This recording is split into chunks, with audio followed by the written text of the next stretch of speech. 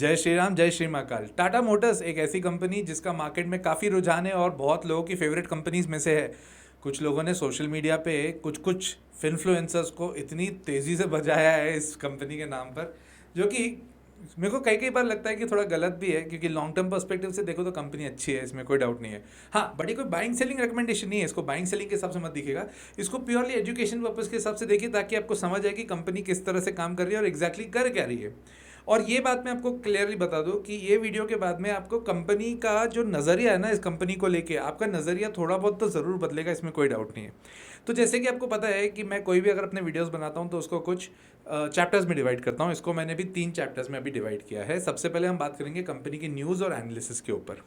Second will be talking about business as well as financials, कि company exactly अब कर क्या रही है और फाइनेंशियल्स क्या है। और थर्ड उसके ऊपर हम बात करेंगे वो है टेक्निकल्स, कि कहाँ पे इसका सपोर्ट है और कहाँ से क्रॉस करके ये वापस अपनी तेज़ी पर लौटेगा।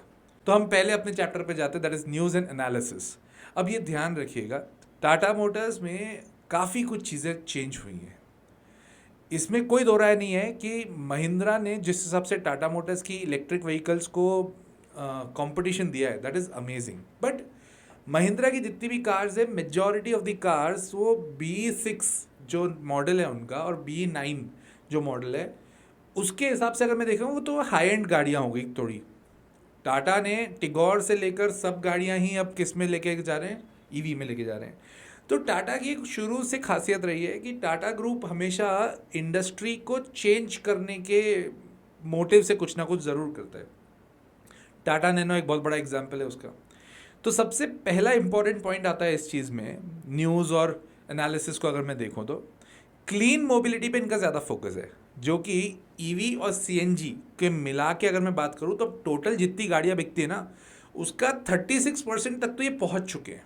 देखो, पेट्रोल और डीजल को आप एकदम से डिस्कार्ड नहीं कर सकते, क्योंकि एट दी एंड उसका सेटअप बहुत पुराना है और बहुत लंबा चलने के सिस्टम पे दिख रहा था। बट पिछले 2-3 साल से जिस हिसाब से ईवीज बढ़ती गई हैं मार्केट में, तो इनका भी अपना मार्केट शेयर बढ़ा है। तो अगर ये 100 रुपये का रेवेन्यू करते तो 36 ईवी और सीएनजी से ये कर रहे हैं। मेरे को एक और बहुत खतरनाक बात लगती है, आपने सुनी होगी BYD करके कंपनी है। इनफैक्ट मर्सिडीज़ अपनी इलेक्ट्रिक व्हीकल यहाँ पे चला रही है। हुंडई की आयोनिक करके, आइकॉनिक या आयोनिक करके जो गाड़ी है वो भी इलेक्ट्रिक व्हीकल है। महंगी गाड़ियाँ हैं ये सब।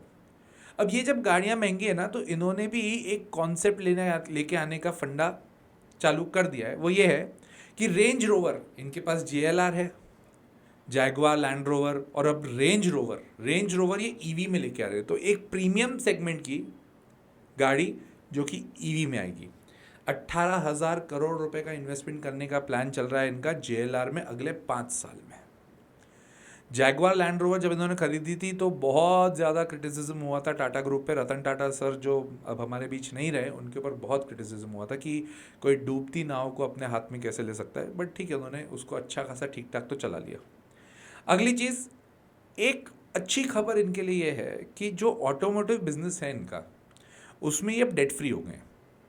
मतलब जो इनका ऑटोमोबाइल वाला बिजनेस है वो डेट फ्री है। तो आप बोलोगे सर हमको बैलेंस शीट में तो डेट दिखता है यार, इनका तो बैलेंस शीट में बोरोइंग्स है।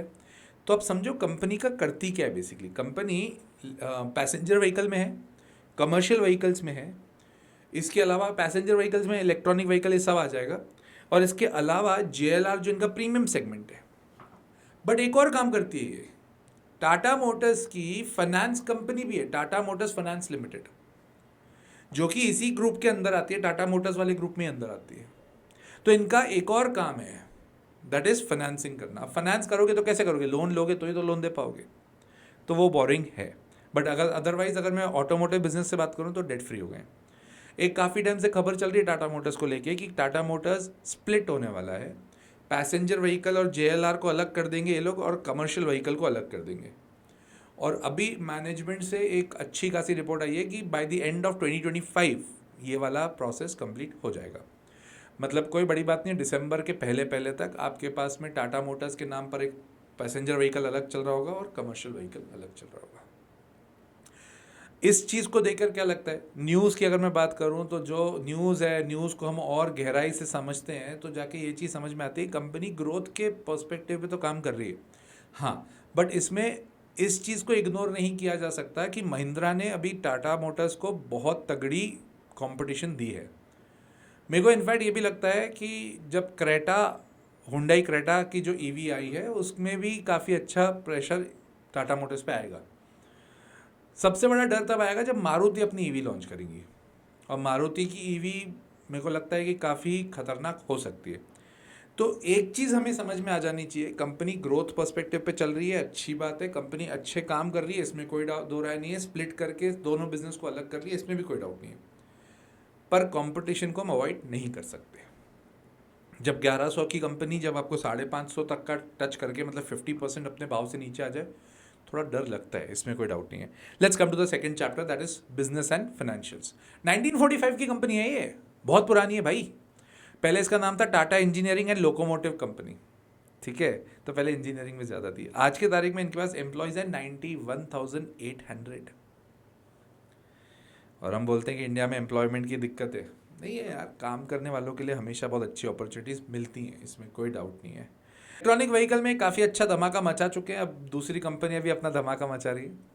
जब इलेक्ट्रॉनिक व्हीकल्स लेके आए थे तो उस समय पर रतन टाटा जी को बहुत सारा क्रिटिसिज्म झेलना पड़ा था, क्योंकि ईवी इंडिया में सेटअप नहीं था, मारुति ने लेके आ रही है, तो लोगों को लगता था टाटा मोटर्स लाके क्या करेगी। बट एक चीज़ आप लोगों ने भी सुनी होगी, मैंने तो सुनी है, कि रतन टाटा जी के लिए बोला जाता था कि रतन टाटा जी पहले काम कर लेते हैं, कुछ भी होता है उसको काम कर लेते हैं, फिर उसको सही कर देते हैं, मतलब जो कर रहे हैं ना वो सही हो जाता है, ऐसा। और एक मैंने पॉडकास्ट में उनको देखा था, या कहीं इंटरव्यू था, ओपन टॉक में था, तो वहाँ पे उन्होंने बोला था, यार ये मैंने बोला कब मेरे को भी नहीं पता है। तो दिस वाज समथिंग, ठीक है, लोग उसका बात का कहाँ से कहाँ ले जाते हैं, बट ठीक है, थोड़ा सा ह्यूमर होना भी ज़रूरी है। समझ में आता है कि टाटा हमेशा कोई भी बिजनेस अगर करता है तो एक दूरदर्शी से करता है, मतलब एक विजन से करता है, लंबे समय के लिए करते हैं। इनका प्रेजेंस इंडिया में है, यूके में है, साउथ कोरिया में है, चाइना में है, सऊदी अरब में भी है, ब्राज़ील में है, साउथ अफ्रीका में है, ऑस्ट्रेलिया में है, और उसके अलावा स्लोवाकिया में भी है। नॉर्थ अमेरिका में इसकी अच्छी खासी प्रेजेंस है। अब आपने एक चीज़ नोट करी होगी, जब से डोनाल्ड ट्रम्प साहब आए हैं, और डोनाल्ड ट्रम्प साहब ने आके क्या बोला कि मैं तो ईवी के ऊपर बहुत ज़्यादा सैंक्शंस लगा दूंगा, सैंक्शंस मतलब बहुत ज़्यादा ड्यूटी लगा दूंगा। इलॉन मस्क को इसका कोई भी फर्क नहीं पड़ा था, क्योंकि इलॉन मस्क की costing of that making that Tesla गाड़ी बहुत कम है as compare to other companies. 2 दिन टाटा मोटर्स बहुत तेजी से गिरा था, बट बाद में जब लोगों ने उसको डीप एनालाइज किया ना, तो पता पड़ा कि अमेरिका में अगर 100 गाड़ियां बिकती है तो टाटा मोटर्स की सिर्फ एक ही बिक रही है। तो टाटा मोटर्स का बहुत ज़्यादा मार्केट शेयर अमेरिका में नहीं है, नॉर्थ अमेरिका में नहीं है, बट वहाँ पे प्रेजेंस तो है, इसमें कोई डाउट नहीं। रही बात जोग्राफिकल स्प्लिट की, अगर बात करूँ तो इंडिया में स्टेबल है 29%। इनका अगर 100 रुपये का रेवेन्यू है तो 29 रुपीज़ इंडिया में ही करते हैं।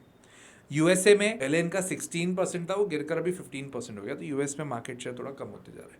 चाइना में भी पहले 15% अच्छा खासा काम कर रहे थे, वो गिरकर अब हो गया 13%। यूरोप में 12% से बढ़कर इनका हो गया 13%। और बाकी रेस्ट ऑफ द कंट्रीज में, रेस्ट ऑफ द वर्ल्ड में इनका पहले था 28% जो बढ़कर हो गया 30%। ठीक है, मतलब all in all company stable है, हर तरफ से अपना सेटअप बनाते हुए चल रही है, कोई डाउट नहीं है। देखो यार, ऐसी स्टेबल कंपनीज में कई कई दिन आपको बहुत तगड़े ग्रोथ मिलते हैं, कई कई बार आपका ग्रोथ नहीं मिलता है, तो उसको स्ट्रेस लेके मत हमें ट्रेड करें। अब लॉन्ग टर्म विजन रखो यार, विजन आपका लॉन्ग टर्म होना चाहिए। अगर विजन लॉन्ग टर्म है तो ही ऐसी कंपनीज में हमें इन्वेस्टेड रहना चाहिए, वरना यार देखो, शॉर्ट टर्म के लिए कई कई बार कुछ बुल रन्स में आप पैसा कमा लोगे, बट एट द एंड लंबे समय के लिए तो आपको रुकना पड़ेगा। मेरे को इस कंपनी की एक और बात बहुत अच्छी लग रही है कि हर जगह एक्सपेंशन तो बहुत नेक्स्ट लेवल पे करती जा रही है। अभी इन्होंने तमिलनाडु में इसी साल न्यू व्हीकल प्लांट चालू किया है, तो तमिलनाडु तक भी इन्होंने अपनी फैक्ट्री स्टैब्लिश कर दी है। कंपनी बढ़ा रही है बिजनेस यार, इसमें डाउट नहीं है, और तगड़ा कर रही है। ग्लोबली कंपनी के पास में 9 सेंटर्स है रिसर्च एंड डेवलपमेंट के, और जब किसी कंपनी में रिसर्च एंड डेवलपमेंट बहुत तेजी से होता है तो वो आगे ना पीछे जाके नए प्रोडक्ट्स भी लेके आएंगे, जिसमें अडास, अगर आप ऑटोमोटिव्स को बहुत ज़्यादा फॉलो करते हो तो अडास आपको पता होगा, अडास के ऊपर काफ़ी अच्छा काम कर रहे हैं। और टाटा मोटर्स की नॉर्मली भी गाड़ियाँ 5 स्टार रेटिंग होती है when it comes to their security, तो हर तरफ से कंपनी सही है। फाइनेंशियल्स की बात करूँ, इन्होंने डिविडेंड दिया था इस बार 6 रुपये पर शेयर का। अगर मैं सेल्स को कंपेयर करूंगा मार्च 25 क्वार्टर को मार्च 24 क्वार्टर से, तो बहुत ज़्यादा तेज़ी नहीं हुई है, इनफैक्ट थोड़ा गिरा है टर्नओवर। ये साल सबके लिए, ऑटोमोटिव कंपनीज़ के लिए, ऑटोमोबाइल कंपनीज़ के लिए इतना अच्छा नहीं रहा है। सेल्स 1,19,503 करोड़ थी, जो कि पिछले साल इसी क्वार्टर में 1,19,663, मतलब एक कहाँ से गिरी है। ऑपरेटिंग मार्जिन 16,818 करोड़ है और पिछले साल इसी समय पर इट वाज 16,685, मतलब ईयर ऑन ईयर कोई बहुत ज़्यादा ग्रोथ हुई नहीं है। और एक ही चीज़ हुई है, क्योंकि आपने पहले पॉइंट में सुना होगा ऑटोमोटिव बिजनेस में डेट फ्री हो गई, तो उसके कारण प्रॉफिट बिफोर टैक्स में अच्छी खासी ग्रोथ हुई है। 9,309 करोड़ से 9,309 करोड़ से 11,500 करोड़ हुई है। That is good, good enough. तो अब समझते हैं कंपनी के टेक्निकल्स क्या बोल रहे हैं। टेक्निकली अगर मैं बात करूं तो 550 का एक सपोर्ट है, अगर वो टूटता है तो दिक्कत आएगी, अदरवाइज अभी तो 682 चल रहा है, अपने 550 के सपोर्ट से काफ़ी ऊपर है। कब ये और तेज़ी पकड़ेगा? जब ये 730 को क्रॉस करके और ऊपर जाता है। 800 को क्रॉस करना है, इसके मल्टीपल लेवल्स हैं। देखो क्या हुआ था, जब 1150 जब शेयर पड़ा था, वहाँ से जब 550 आया तो मल्टीपल जगह उसने अपने क्या बनाए, सपोर्ट्स बनाए, तो सपोर्ट्स के चक्कर में प्रॉब्लम है, अदरवाइज कोई दिक्कत नहीं है। लंबे समय तक अगर आपका व्यू रखना है, आपको रखना है कि मैं 5-7 साल होल्ड करना चाहता हूँ, तो ये बहुत बढ़िया कंपनी है, मेरे को तो अच्छी लगती है, मेरे पोर्टफोलियो का हिस्सा है। आपका है या नहीं मुझे कमेंट करके बताना। और आपको इसी तरह से अगर चीज़ें सीखनी है ना, तो मेरा कोर्स है द लॉजिकल इन्वेस्टर, आप उसके लिए रजिस्टर कर सकते हो, जिसकी बैच 15 अगस्त से नई वाली चालू होने वाली है। अगर आपको वो कोर्स करना है तो आप कोर्स मैसेज कर दीजिए, कमेंट कर दीजिए, मेरी टीम आपको एक कॉन्टैक्ट नंबर देगी, आप उस पर सारी डिटेल्स ले सकते हैं, या आप मेरी वेबसाइट CA.nikhilnirani.com से भी अपनी सारी डिटेल ले सकते हैं। तो आई होप कि वाला वीडियो आपको अच्छा लगा हो, एंड अगर अच्छा लगा तो लाइक कर दो यार, सब्सक्राइब कर दो चैनल, और शेयर करना अपने दोस्तों के साथ ही साथ कमेंट करके मुझे बताओ, और कौन सी कंपनी पर डिटेल वीडियो चाहिए, मैं बनाऊंगा ही, ऐसे ही भी बना रहा हूँ। टिल देन, जय श्री राम, जय श्री महाकाल।